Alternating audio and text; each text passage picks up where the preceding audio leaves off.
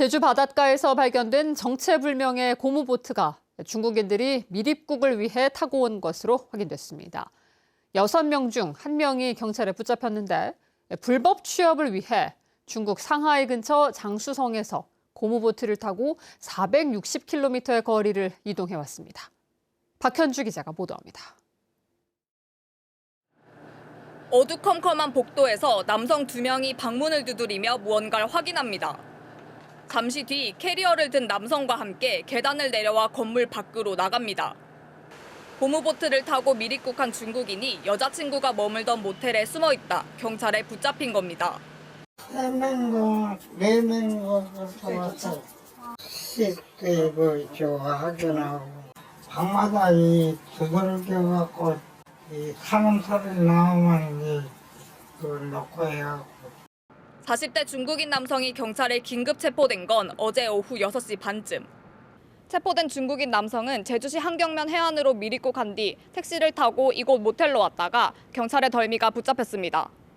경찰 조사 결과 이 남성을 포함한 미립국자 6명은 7일 오후 2시쯤 상하이 북쪽에 있는 난퉁시에서 출발했습니다.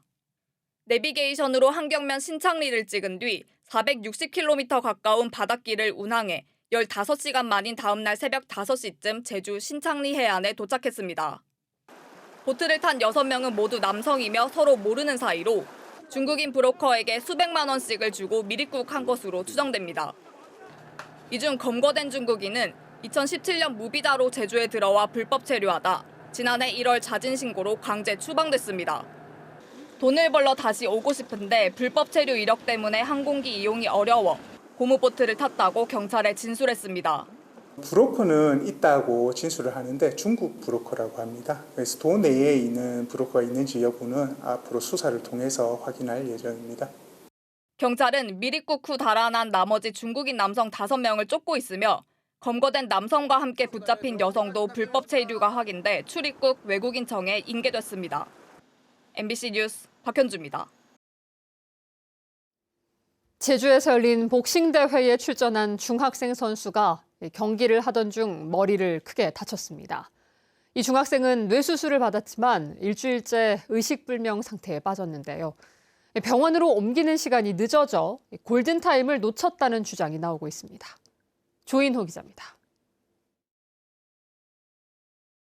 제주에서 열린 남자 중학생 선수들의 복싱 경기. 1라운드가 끝날 무렵 15살 조연호 군이 얼굴에 펀치를 맞자 심판이 스탠딩 다운을 선언합니다. 2라운드가 시작된 뒤 조 군은 왼팔을 올리지 못하고 휘청거렸고 얼굴에 또다시 펀치를 맞고 쓰러졌습니다. 힘겹게 다시 일어났지만 KO패가 선언됐는데 경기가 끝난 뒤 더 이상 버티지 못하고 의식을 잃고 말았습니다. 뇌출혈을 일으킨 것으로 확인돼 곧바로 수술을 받았지만 일주일째 의식을 되찾지 못하고 있습니다. 뒤늦게 소식을 듣고 고향에서 달려온 부모는 가슴이 무너진다며 오열했습니다. 무너지죠. 못 깨어날까 봐. 연우야, 엄마 왔는데 목소리 들리지? 꼭 일어나야 돼. 그리고 눈만 쳐다보고 있어요. 사고가 발생한 서귀포시의 다목적 체육관입니다. 이곳에서는 지금도 전국의 복싱 선수 1000여 명이 참가하는 전국 복싱 대회가 열리고 있습니다. 그런데 사고 당시 구급차에 함께 탔던 복싱협회 관계자는 병원 이송이 늦어져 안타깝다고 이야기했습니다. 조 군의 코치가 병원에 가지 않아도 된다며 이송을 반대했고 타설 구급차도 신호를 모두 지켜가며 서두르지 않았다는 것입니다. 이 때문에 경기장에서 평소 20분 거리인 서귀포 의료원까지 30분 넘게 걸려 도착했습니다. 앰뷸런스 열고 실을 하는데 코치가 자꾸 못 가게 안 실어도 됩니다 하면서 제가 얘가 평소에 그런 애니까 연습 게임할 때도 한 번씩 이런 현상이 있었다. 그래서 괜찮다 하면서 그걸 못 데리고 가겠다니까요. 그러고 이 사이렌 울리고 경광 좀 울리자. 그러니까 뭐 요즘은 뭐 그거 구급대도 함부로 이래 못 한다고 하더라고. 조 군의 아버지는 주최 측의 대응이 허술해 골든타임을 놓쳤다며 경기장에서 자해소동을 벌였습니다. 우리 애들이 쓰러지면 사설 경호업체에서 길도 모르는 매뉴얼도 없는 이런 상황에서 하고 있는 걸 우리 부모들은 알고 있냐고요. 아마 지방에 웬만한 사설 이거 보급 때 아마 할 겁니다. 모든 행사할 때 소방서나 이런 데서 지원 나오기가 쉽지는 않을 겁니다. 대한복싱협회는 조연호 군의 치료와 회복을 위해 최선을 다하겠다고 밝혔지만 이번 대회에서만 선수 6명이 다치면서 논란은 커지고 있습니다. MBC 뉴스 조현우입니다. 체육회에 잇따른 비위에도 징계를 내릴 위원을 회장이 뽑기 때문에 제 식구 감싸기나 솜방망이 처벌이 이뤄지는 제도적 한계에 대해 집중 보도해드렸는데요. 이런 셀프 징계를 못하도록 막는 국민체육진흥법 개정안이 국회에서 발의됐습니다. 박주연 기자가 보도합니다. 여직원 성추행 혐의로 퇴임 처리된 서귀포시 축구협회 회장. 경찰 수사를 받고 있었는데도 1심 징계위원회 결과는 징계 없음이었습니다. 축구협회의 규정에 성폭력 범죄는 징계 사유가 충분히 인정되면 징계할 수 있도록 돼 있는데도 지키지 않았습니다. 징계위원들이 가해자인 회장에 의해 선임돼 사실상 셀프 징계였기 때문입니다. 회장한테만 이익되게 그냥 아무 문제가 없다는 식으로 징계가 하나도 안 이루어져서 되게 좀 실망스럽습니다. 상급단체인 서귀포시 체육회는 문화체육관광부 스포츠윤리센터가 조사에 나서자 바로 재심을 열고 징계 수위를 낮춰 사건을 마무리 짓는 꼼수까지 벌였습니다. 일사부재리 원칙을 악용해 상급기관의 중징계를 미리 차단하기 위해서입니다. 직장 내 갑질로 물러난 이병철 제주시 체육회장도 재심에서는 자격정지 1년이 결정됐지만 1심에서는 자격정지 8개월에 그쳤습니다. 징계 혐의자가 구성을 한 위원들을 통해서 징계 절차가 이루어지다 보니까 저희가 생각했던 것만큼의 그런 공정성이 확보됐다고는 보여지지 않습니다. 때문에 체육회장의 비위의 경우 셀프 징계를 하지 못하도록 국민체육진흥법 개정이 추진됩니다. 이번에 발의된 개정안에는 체육회장을 비롯한 임원이 비위나 인권 침해를 저지른 경우에는 처음부터 상위단체가 처벌하도록 규정하고 있습니다. 또 문체부 스포츠윤리센터나 수사기관이 비위나 인권 침해에 대해 조사나 수사가 시작될 경우 내부 징계 절차를 진행하지 못하도록 명시하고 있습니다. 피해자들이 2차 피해를 예방할 수 있는데 가장 큰 도움이 될 것이라 저는 생각이 됩니다. 그래서 이런 강력한 처벌을 통해서 더 이상 체육회장들의 갑질이 없어지기를 예방하는 차원에서 이런 국민체육진흥법은 꼭 개정돼야 된다고 생각을 합니다. 이 개정안은 국회 문화체육관광위원회와 본회의를 통과하면 내년부터 본격적으로 시행될 예정입니다. 전국적으로 막강한 권한을 갖는 체육회장들의 비위가 계속되고 있는 가운데 개정안이 체육회장들의 견제 장치가 될 수 있을지 관심이 쏠리고 있습니다. MBC 뉴스 박주연입니다. 이상봉 제주도의회 의장이 제주형 행정체제 개편은 중장기 과제로 두고 지역경제 위기 극복에 힘을 모으자고 말했습니다. 제주도의회 제442회 임시회 개회사에서 이상봉 의장은 행정체제 개편 여론조사에 참여해준 도민께 감사드리며 조사 추진 과정에서 혼란과 우려를 끼쳐 죄송하다고 사과했습니다. 다만 조사 결과 기초자치단체 설치에 대한 도민 의견을 확인할 수 있었다며 행정체제 개편은 중장기 과제로 두고 지역경제 활성화에 역량을 집중하자고 말했습니다.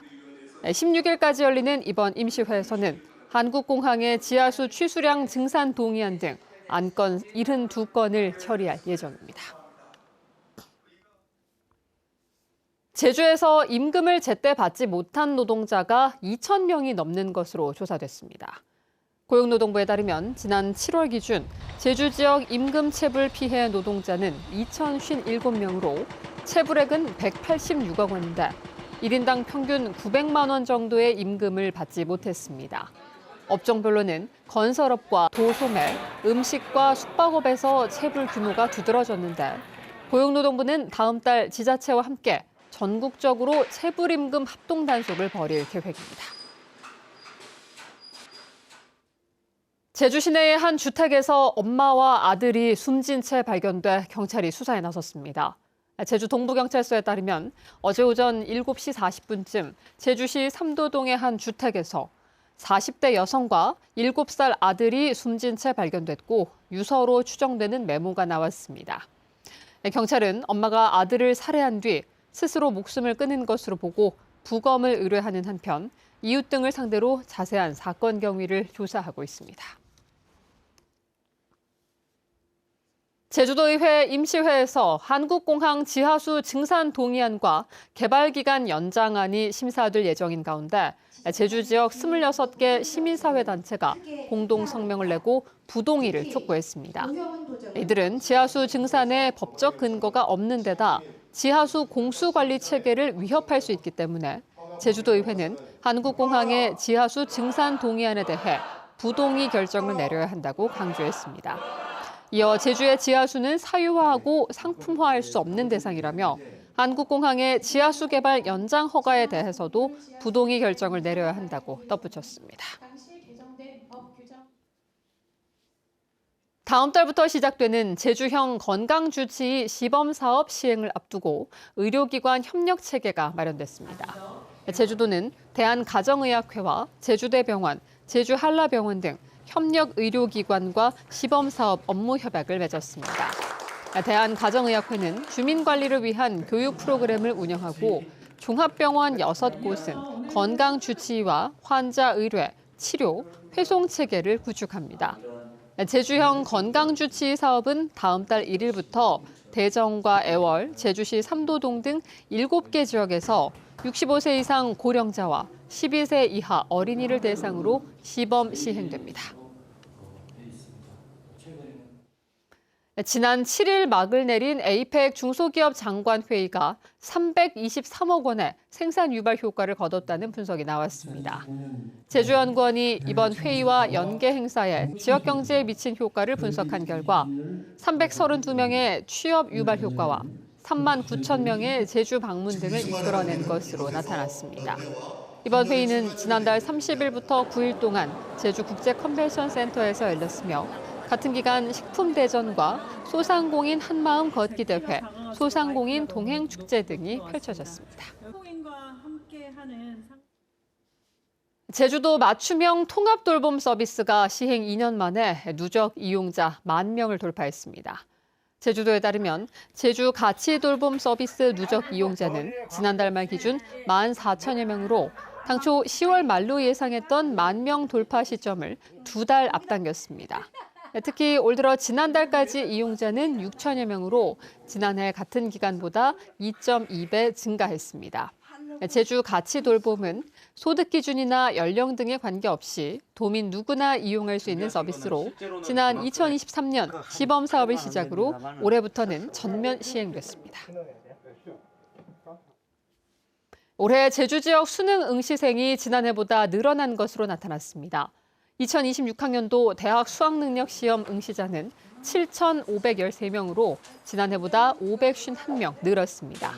재학생이 5,641명으로 462명 증가했고 졸업생은 1,585명으로 43명 늘었습니다.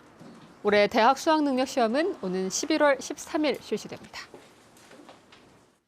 뉴스데스크 제주였습니다. 고맙습니다.